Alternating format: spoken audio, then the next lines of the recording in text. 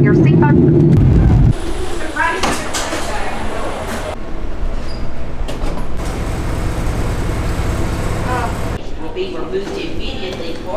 Just landed here in Virginia, so I just ordered a lift. Should be at the Expo Center really soon.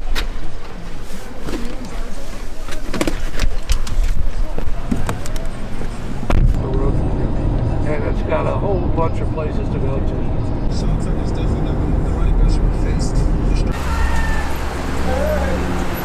So the one thing I learned about the Chantilly show this weekend is that it's more of an autograph event than it is a sports card show. Sports cards come second, but that shouldn't deter you from going to the show because it's really, really great. There's just a lot of people that go to this event to get autographs from their favorite athletes, and this is one of the biggest signings on the East Coast. With that being said, the sports card show is a ton of fun. There's a lot of vintage dealers there, which I really enjoyed. There's also non-sports dealers there. There's people selling checks, ticket stubs, you name it. Everything was there. Didn't see a ton of soccer. There was a few dealers that did have hockey there, but there was a ton of baseball, football, and basketball, both modern and all the way vintage to pre-war.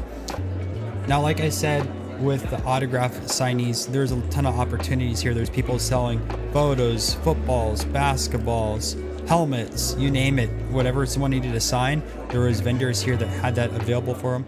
Before you guys see this weekend's pickups, I have to thank the sponsors of the video, which is CardScore. CardScore is a crowdsourced card scoring platform where you can scan and score cards directly on their app or website. You can submit cards directly by going to a kiosk at one of the different card shops across the country, or you can purchase a score key and submit directly at home. Their patent pending technology allows cards to be scanned at a very high resolution and then sent directly to their server to be viewed in the app without any potential for manipulation. Each card is scored by eye appeal by 50 different collectors, with their outliers being removed.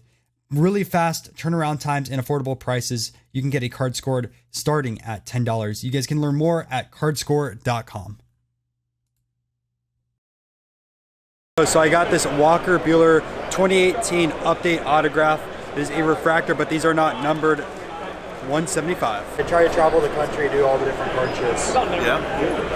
Yeah, Jeff Wilson as well. We got another Walker Buehler pickup here at the show. This is the National Treasure RPA. Picked it up for $100. One thing I like about the Chantilly show is there's a little bit of everything. So we're going to take a look at some Huddles, and these are by Mindy's here at the show. Hi, this is Al. I'm with Tony Mendiola here, and we have some NFL Huddles, which are from 1983. These were the actual mascots that they were used actually on the field, and these are the dolls that they put out. There are also a set of PVC Huddles that are also available too, that are very rare, only one issue, and we enjoyed having them over here, and hopefully we'll have our people come in and get them for their enjoyment also too. Picked up this Jim Bunning Rookie from 1957 as SGC 6.5 for $100. In the early 2000s, Jim Bunning was a U.S. Senator from Kentucky. Now, there's only been 2 baseball players that were elected to the U.S. Senate after their playing career. Who was the other player? Was it Fred Brown, Walter Johnson, Frank White, or Curt Schilling? Make sure to leave your answer down below, and I'll let you know if you got it right.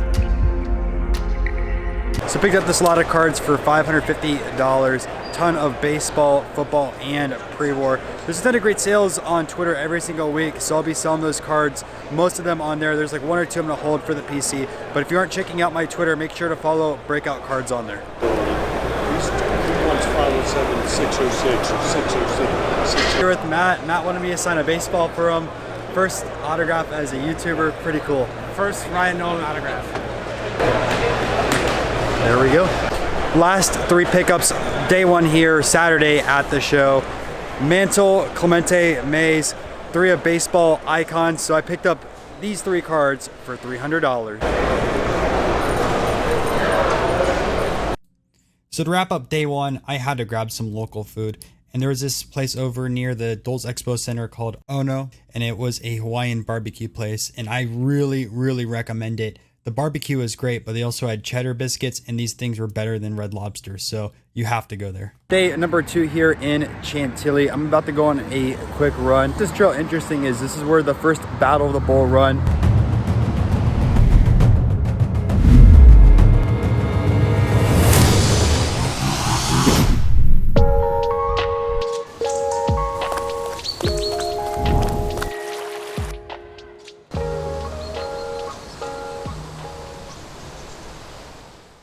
Run is complete. It's about 9 o'clock. I will say Virginia has a lot of hills compared to Florida. Florida's all flat, so it's a little bit of a challenge, but still able to get a long run in.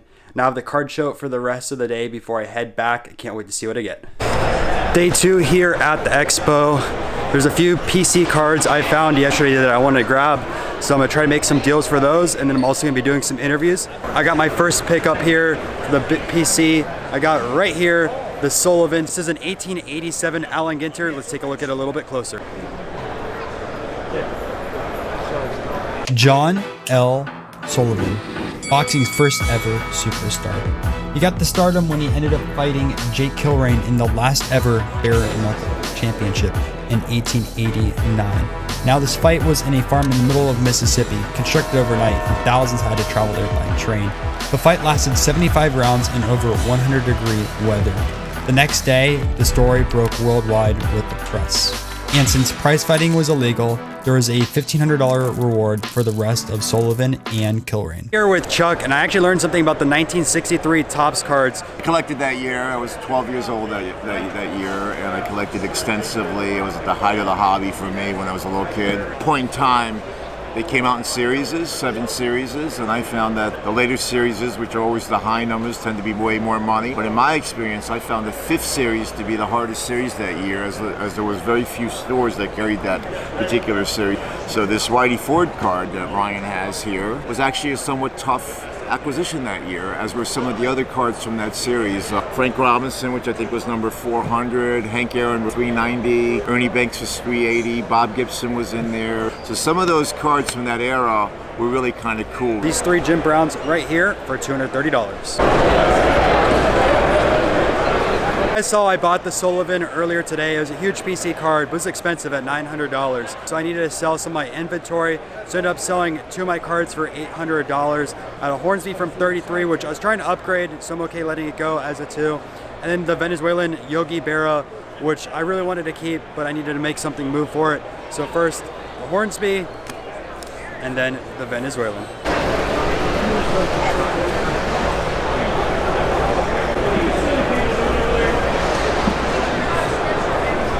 Here with Jay, and Jay has a really amazing Disney collection.